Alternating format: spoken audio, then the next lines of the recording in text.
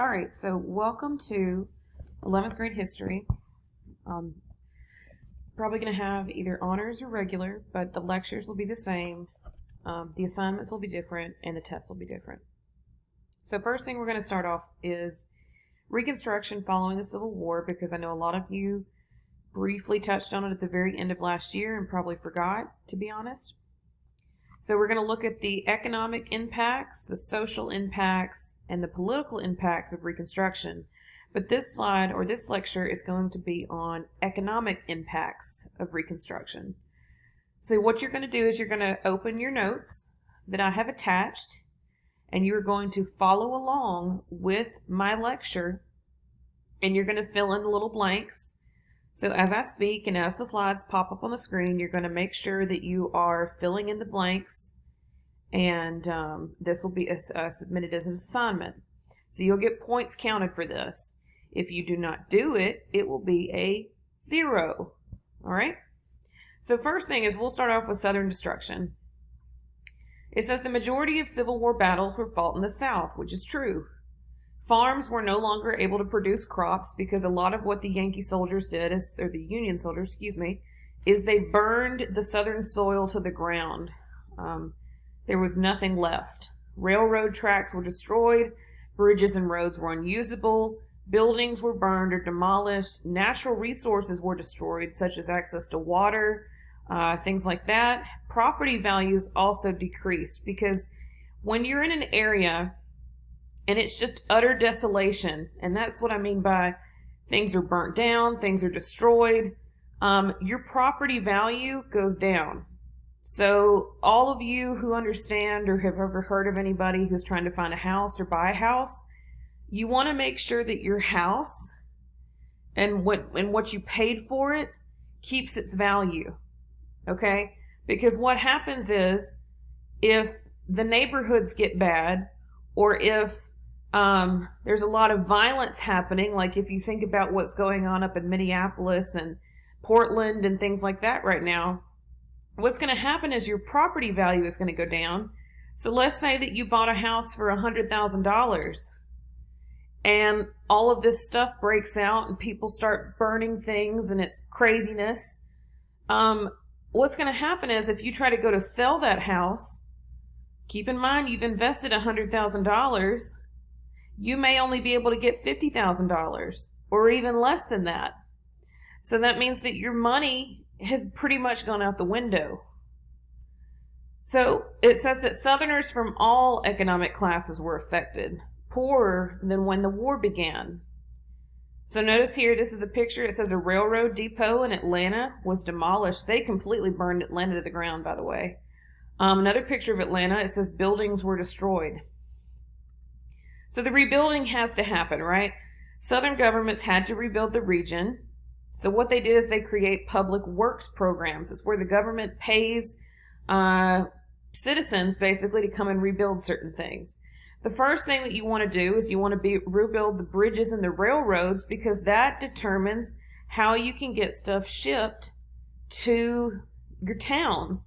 Okay, because keep in mind, all of the industry was up north. The South was agriculture, which means that they made their living off of crops and farming. They didn't have factories. Those were up north. So if they ever needed anything, like clothing or, machinery, things like that, those had to be shipped in on railroads to the South. Okay?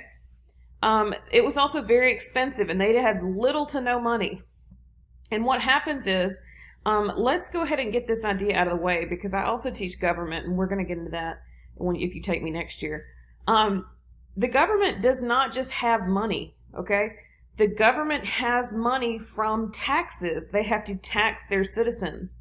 So whatever the citizens have, the government will take a certain amount of tax based on your income and your, things like that. So it says that taxes were increased, which slowed the South's economic recovery because now you've taken more money away from the citizens. In another picture, it shows the ruins in Charleston, South Carolina. This is a print showing Charleston, South Carolina burning in 1865. But now we're going to talk about the freedmen. So it says many African Americans wanted to own land for financial freedom. Union General William T. Sherman promised 40 acres and the use of army mules to any freedom seeker who fought in his army. Okay? All right, so one of the things that I want to show you, because you have to visualize this. Let's go here. What is an acre? What does it look like? So this graphic here says it was commonly known as the amount of land a farmer could plow in one day with a yoke of oxen. It took the real estate agent a lot longer. So if you look here at this picture, it says an acre equals about the size of a football field. Can you imagine 40, almost 40 football fields? Another comparison, an acre of land equals an average of 18 average-sized homes. 2,400 square feet per home. That's a lot. My home is not 2,400 square feet, so. Another thing, not that we really understand this, but it's also equal to 1,584 potatoes in a line. Okay? So an acre is a lot of land, and he was promising 40 acres. After the war, 40,000 freedmen settled on 400,000 abandoned acres in Georgia and South Carolina. They farmed the land until August of 1865. Now, President Johnson, he was a Democrat. Okay, he's the one that took over after Lincoln was assassinated. He demanded the lands be returned to the original owners, and they forced the freedmen to leave. However, we're going to talk now about this group known as the Radical Republicans. So the leader of the Radical Republicans was named Thaddeus Stevens. He asked the federal government to confiscate or take the lands and redistribute it to African Americans. Because, think about it, they had farmed on the land till 1865. Okay? It says the man in the middle in this picture right here is representing the Freedmen's Bureau with the former owners against the freedmen who moved on to the abandoned lands. So next we get into the Homestead Act of 1866. Many Republicans did not believe in seizing citizens' private property. Republicans tend to be more conservative with, money and things like that. It says the government refused to redistribute the lands. In 1866, however, the Homestead Act was passed. So what this did, it says it gave 44 million acres to set aside for freedmen and loyal whites. Now, 44 million acres, that sounds amazing, right? Because we just looked at what an acre is. An acre is almost the size of a football field. The problem is that some of this land, or most of this land, was swampy and unsuitable for farming. It says that most African Americans could not afford to buy land good for farming. Many whites refused to sell land to African Americans. And I just want to say this really quickly because this is another, people misunderstand this. When they say whites, okay, they're not talking about all whites. Whenever they say some whites who refuse to sell land, that means that those white people had to be rich enough to own the land. For example, my family came from a very, very poor background, okay? We were very poor white, okay? We didn't have land. We didn't have money. So this is not everybody. This is what was called the planter class. And those were the people who kind of ran the government in the South, typically Democrats. And they were the ones who ran the show, okay? They held the power. The poor whites and the other poor citizens had no power. So it says few freedmen became landowners, and many ended up working for wages on white-owned plantations. Now, next we get into the labor shortage. So Southern planters struggled after the war. They no longer had complete control over their labor force because, why? Slavery was ended. Freedmen had control over their own lives. They couldn't be told what to do after that. Freedmen decided which members of the family worked in the fields. It says many African women decided to spend more time raising their families. Many African American children began to attend school. Okay, so these were big steps. What was happening is they were slowly starting to work their way into society, and they were actually going to start demanding equal rights that they deserved. So it says some planters did not want to pay wages to freedmen. And then some freedmen refused to work in the fields under former slaveholders. What does this create? It creates a labor shortage. That means they don't have enough people to actually harvest the crops. Enter sharecroppers. Okay? Now, I know sharecroppers very well because, yes, we're going to talk about African Americans who were sharecroppers, but you also had very poor white Southerners who were also sharecroppers. For example, my great-grandparents were sharecroppers up until the 1960s, and they were very, very poor. They pretty much had to move around to the different farms depending on who could offer work. So, many planters had labor contracts that stated African Americans must obey all commands. Many African Americans did not want to sign these labor contracts, but they needed to be able to grow crops to feed their families. So another thing about sharecropping that you need to understand, sharecropping is where you actually have like a small little shack of a house that was on the land. Okay, you didn't own the land, you were working land for somebody else. And so what would you would work the land, you would harvest all the crops, you would give the crops to the person who owned the land, and they would give you some wages or a little bit of the crop harvest to feed your family. And that's what it was. Many African Americans and poor whites became sharecroppers. So the system, it says wealthy landowners allowed poor whites and freedmen to farm their land in exchange for some of the crops.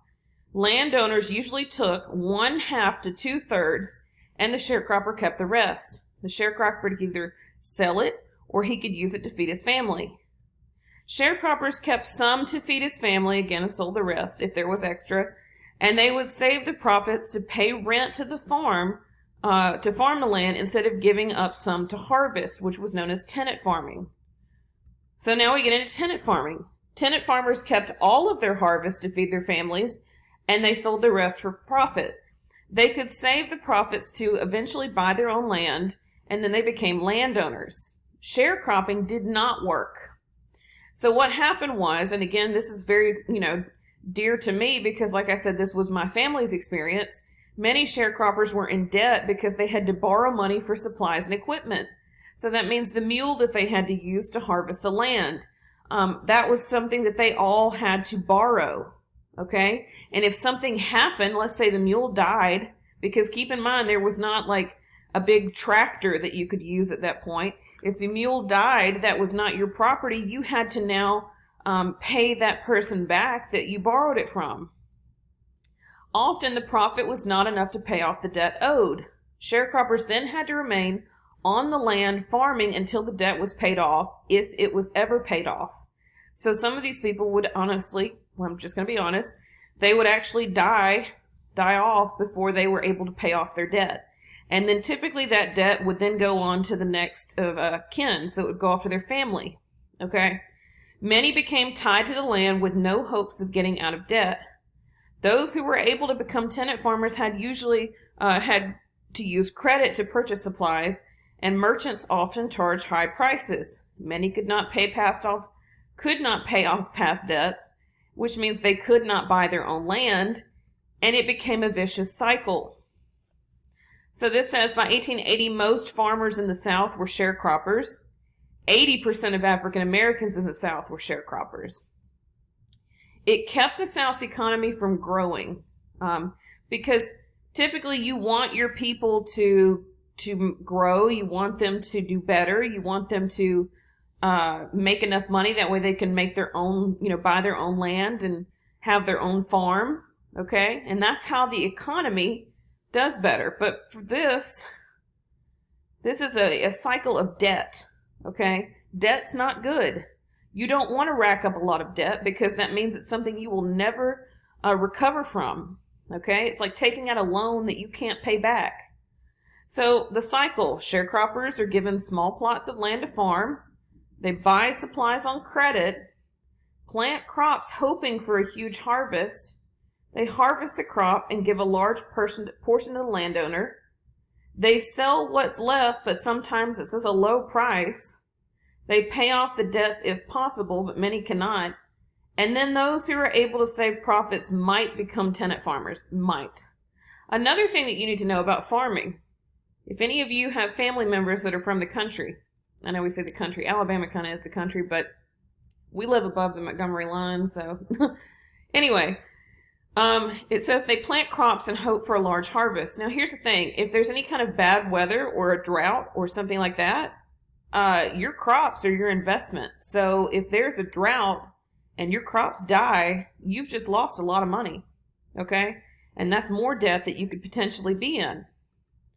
Cotton, it says, is no longer king. Before the war, the South was an agrarian society, which means they relied on farming. You need to know what this word is. Cotton was the main farm resource. During the war, other countries produced cotton, and therefore the demand dropped. Okay? What was happening is that since other countries were producing cotton, now the South was not the only one producing it. So when demand drops, that means your prices are affected. People could lose money.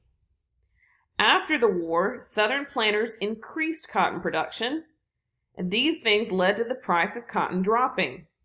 In 1864, a pound of cotton was 50 cents, and in 1877, a pound of cotton was less than 10 cents.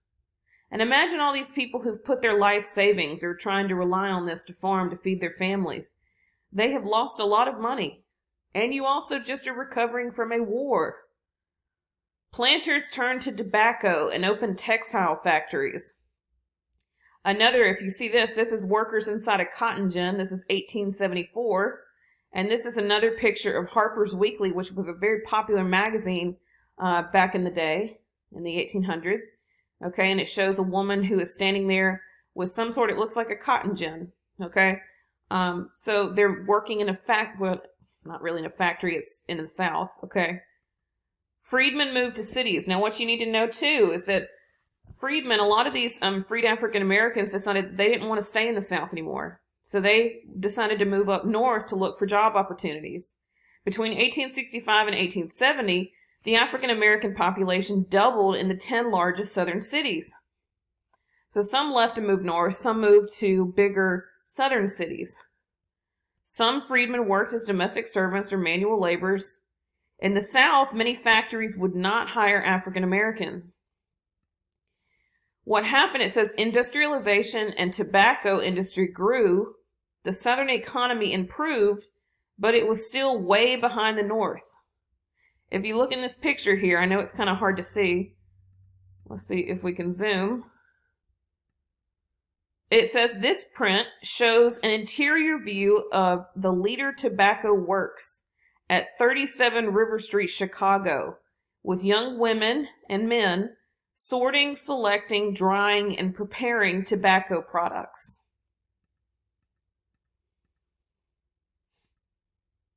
Now, what happens next, let me adjust that. What happens next is the Panic of 1873. The worst depression up until that point in American history. By the way, this is 11th grade history. We're going to talk about several points in time in American history that were depression periods, okay? So this says that investors have been taking out loans to rebuild the South, large loans that they could not pay back. What happens when you can't pay back a loan? You will go bankrupt. So as a result, several banks went out of business. The stock market, which we'll talk about a little later, temporarily closed, which was huge. That's bad, okay? By 1875, more than 18,000 companies were bankrupt. Millions and millions of people lost their jobs. And an unemployment rate was 15%. Okay? That's horrible. Typically, you want your unemployment rate to be between, I think it's like 5 to 8%.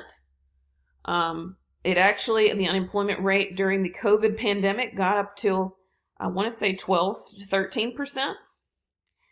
So it was really affected the United States. COVID has. It's gotten a little bit better now, obviously. And then you have African Americans and whites who did not own land and immigrants who were hit the hardest. So these three groups, African Americans, poor whites, and immigrants. They were the ones who were hit the hardest. They were out of work, could not feed their family, and they were asking for relief. So the end of Reconstruction, it says Republicans wanted to prevent inflation. Inflation is where you have to, eventually you'll print more money. But what happens is if there's too much printed money in circulation, the value of that money goes down and it becomes, less than what it's actually worth. So imagine if you had a $10 bill and it was not actually worth $10. It might be worth $5. Okay? So what they did is they passed the Resumption Act of 1875. Northerners were angry with the economy. They voted Democrat in the 1876 election. This brought congressional Reconstruction to an end. Poor economic state of the country became the focus for Northerners and Republicans. Southern economy would suffer into the 20th century. And that's the end of this slideshow.